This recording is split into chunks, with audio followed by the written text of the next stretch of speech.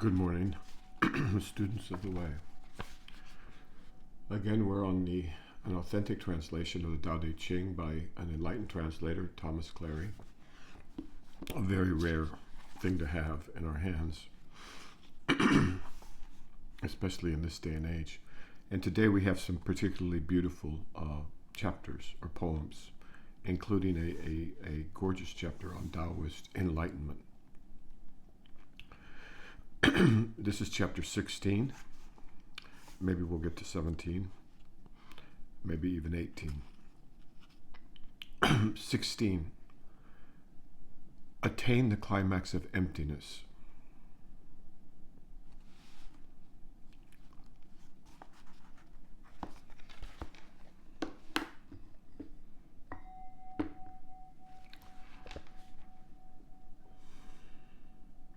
Attain the climax of emptiness.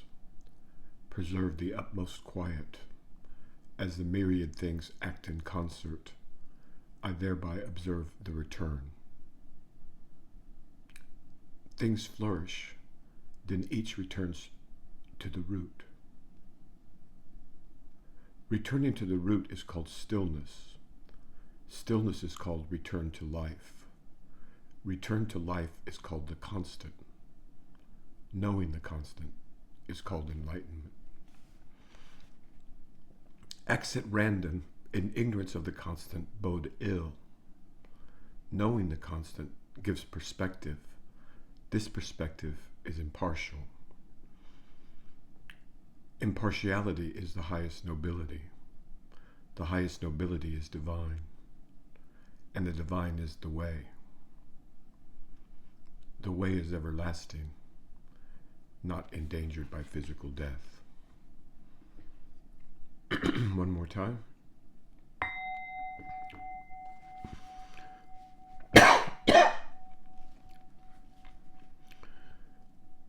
Attain the climax of emptiness. Preserve the utmost quiet. As the myriad things act in concert, I thereby observe the return. Things flourish, then each returns to the root. Returning to the root is called stillness. Stillness is called return to life. Return to life is called the constant. Knowing the constant is called enlightenment. Acts at random in ignorance of the constant bode ill. Knowing the constant gives perspective. This perspective is impartial. Impartiality is the highest nobility. The highest nobility is divine, and the divine is the way. This way is everlasting, not endangered by physical death. Okay, so this is one of my favorite poems or chapters in this short text of 50 pages. It includes a description of enlightenment, Taoist enlightenment. So let's get started. Attain the climax of emptiness. Preserve the utmost quiet. As the myriad things act in concert, I thereby observe the return.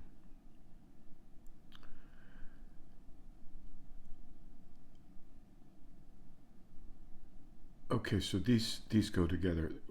The climax of emptiness is not a void, a black void, as is commonly misunderstood, at least not for humans.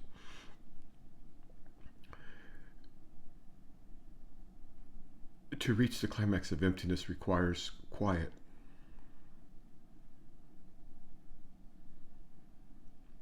Especially of the mind. And then as you observe, say for example, nature, you notice that there's the myriad, M-Y-R-I-A-D, the 100,000 things. They act in concert. They all work together. And they return to a single whole, or they return to their source. So in the climax of emptiness, in which there is the utmost quiet, you can observe the 10,000 things, the myriad things, act in concert and then return to their source. Things flourish, then each returns to its root.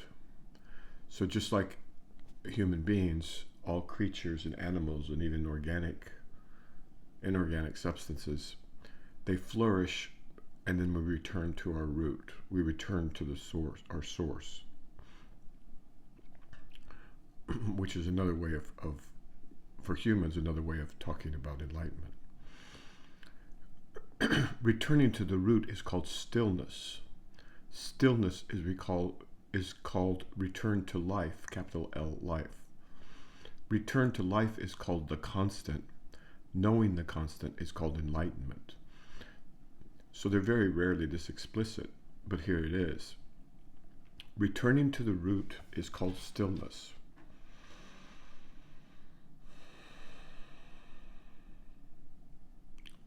Stillness is called return to life. Return to life is called the constant. Knowing the constant is called enlightenment. The constant is another word for the Tao, or for the God, or for Allah, or the way, or all the endless names that we could try and give to something that cannot be named. Something about whose attributes we can say nothing except that it's loving and intelligent and creative.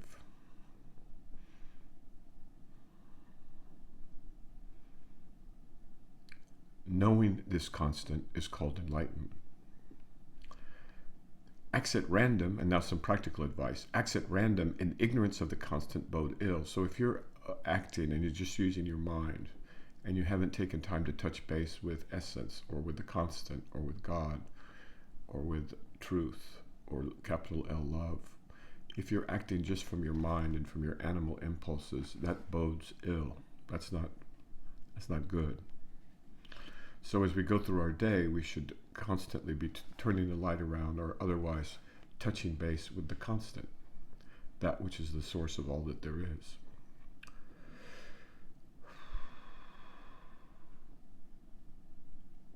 And thus meditation, a form of meditation, can take place all day and should take place all day, as you just touch base with the constant before going off half-cocked randomly. And it says why. It says that knowing the constant gives perspective.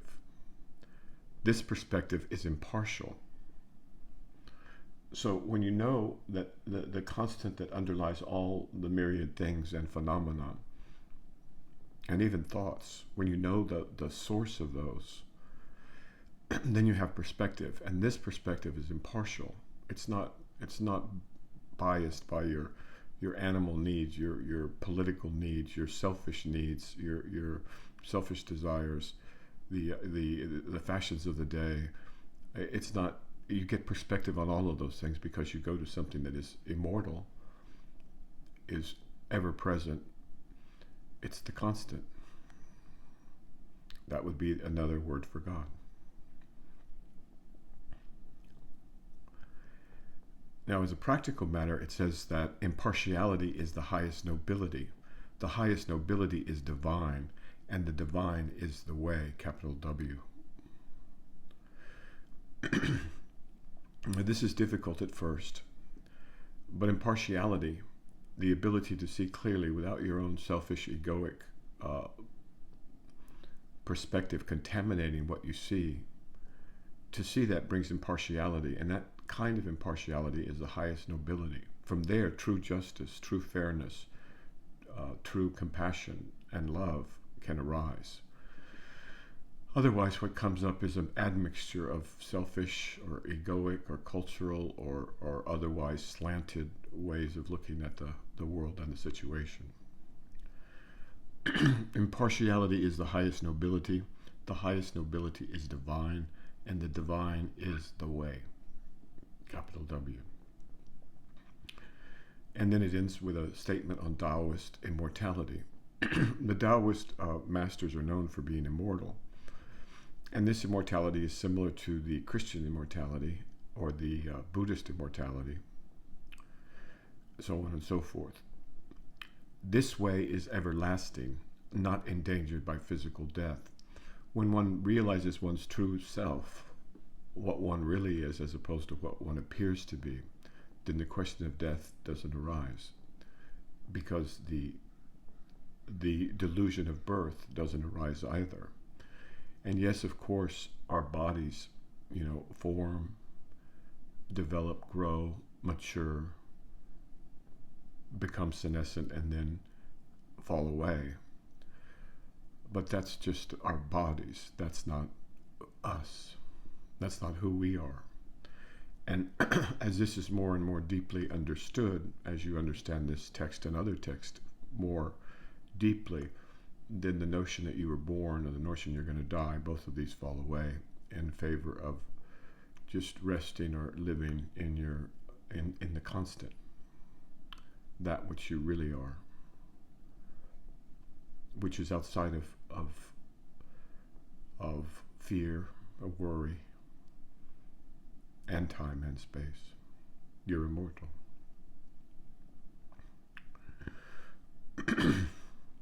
Okay, now let's move to 17. Now we get to political commentary. This book is very broad in its applications. Number 17, very great leaders. Very great leaders in their domain are only known to exist. Those next best are beloved and praised. The lesser are feared and despised. Therefore, when faith is insufficient, there is disbelief. It is from the high value placed on words.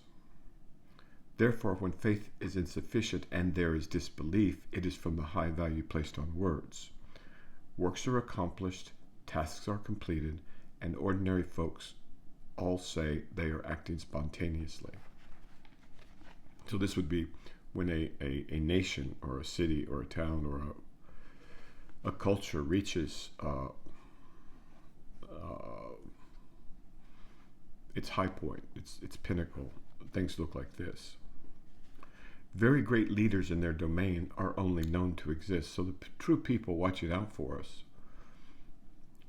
wherever they may be, are only known to exist. I mean, we there's some idea that there's someone somewhere who's taking care of us politically and socially.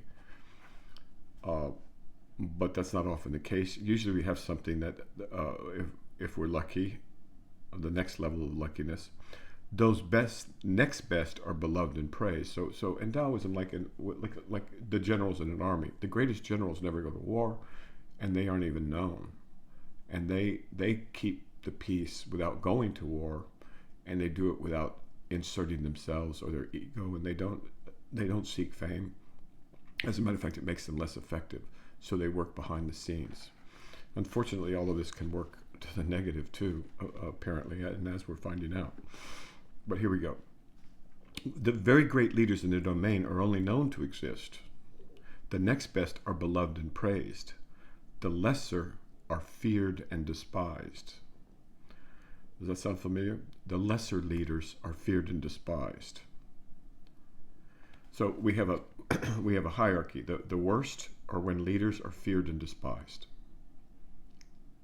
Sound familiar? The next best are beloved and praised. Well, that's kind of nice. But the very best are the ones that we don't even know about because they're working behind the scene. This is also a Sufi understanding. And it says why here. When faith is insufficient and there is disbelief, it is from the high value placed on words. So when everything becomes words and propaganda and slogans and manipulation and psyops and rhetoric, then you know things are not good.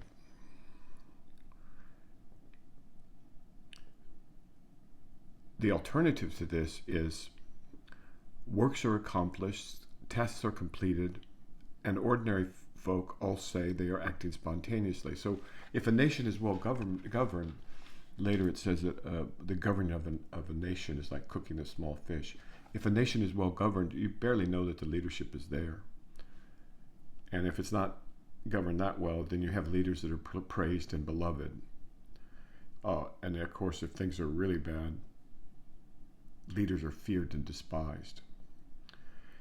And what the Taoists are drawing here is a distinction between words, rhetoric, slogans, goody-goody feelings that are this deep, and a place where the Tao is actually in operation, where people just do what they do. They do it simply. They don't make a big ado about it. Works are accomplished, tasks are completed, and the ordinary folk all say they are acting spontaneously. They're going, yeah, this is what we do.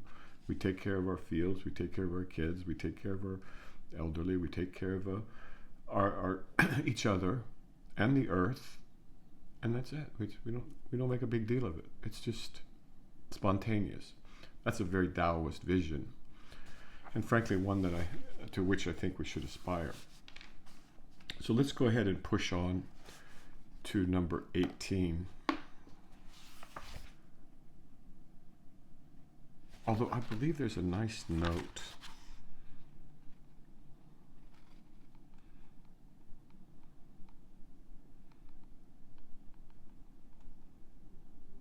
Well, here's a note. There's just because I see it at the moment.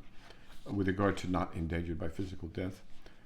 According to Cleary, this passage is another indication of the ancient roots of the idea of spiritual or metaphysical immortality, later elaborated by the Taoist alchemists. So they treat immortality at considerable depth elsewhere in the Taoist canon. And if anybody's interested, you can DM me or reach me on YouTube. And if you are finding some benefit from this, it'd be great to hit the subscribe or like button, because it really does help get it to other people, and that's the hope of this channel. Okay. 18. When the great way is deserted.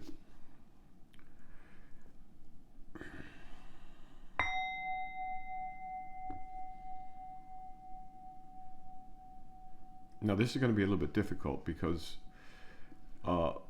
irony wasn't invented yesterday, and so there's something. This is much more sophisticated than it sounds on the surface, and so you have to be careful. And this is why immaculate and illuminated translations are very important. When the great way is deserted. When the great way is deserted, then there is humanitarian duty. When intelligence comes forth, there is great fabrication. When relations are discordant, then there is family love. When the national polity is benighted and confused, then there are loyal ministers. Okay, so here, humanitarian duty, intelligence, family love, loyal ministers, these things are treated for what they often are, which is just kind of like platitudes and slogans and superficial ways of like reassuring ourselves that everything's okay. But the Tao Te Ching goes much deeper than that, as we shall see. One more time. When the great way is deserted, there is humanitarian duty. When intelligence comes forth, there is great fabrication. When relations are discordant, then there is family love. When the national polity is benighted and confused, then there are loyal ministers. So what it's saying is that if you need to, if everybody needs to slap each other on the back or motivate each other with a bumper sticker that says, oh, it's your humanitarian duty, then you know that there's trouble, right? Because this should go without saying. If everybody is eroticizing and looking up to intelligence and being clever, then we know that there's going to be great fabrication. and it'll go in later about the relationship of intellect and intellectuals to basic sanity later in this text. It's quite delicious. When relations are discordant, then there's family love. So if all you do is talk about, I don't know how to say this.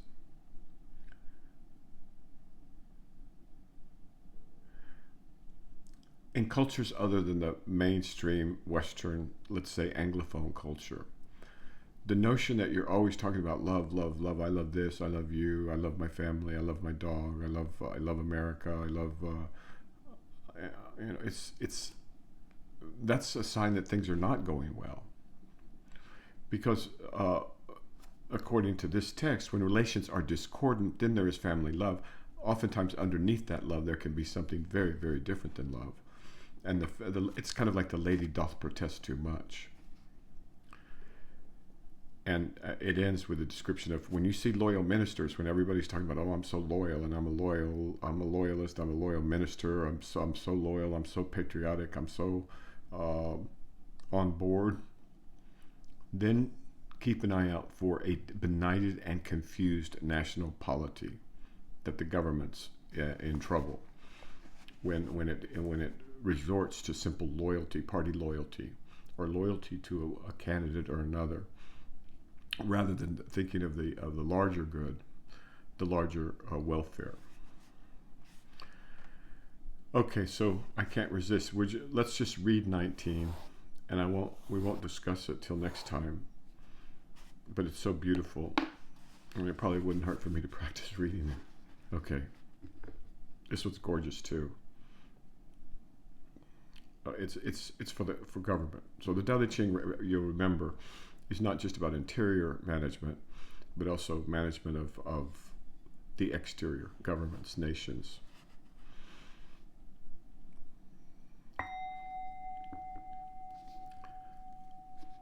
Eliminate sagacity, abandon knowledge. Eliminate sagacity, abandon knowledge, and the people benefit 100-fold. Eliminate humanitarianism, abandon duty, and the people return to familial love. Eliminate craft, abandon profit, and theft will no longer exist. These three become insufficient when used for embellishment, causing there to be attachments. See the basic. Embrace the unspoiled. Lessen selfishness. Diminish desire.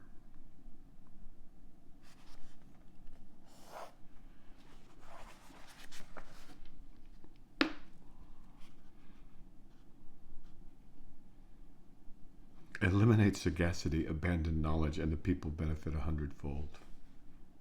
Eliminate humanitarianism, abandon duty, and the people return to familial love.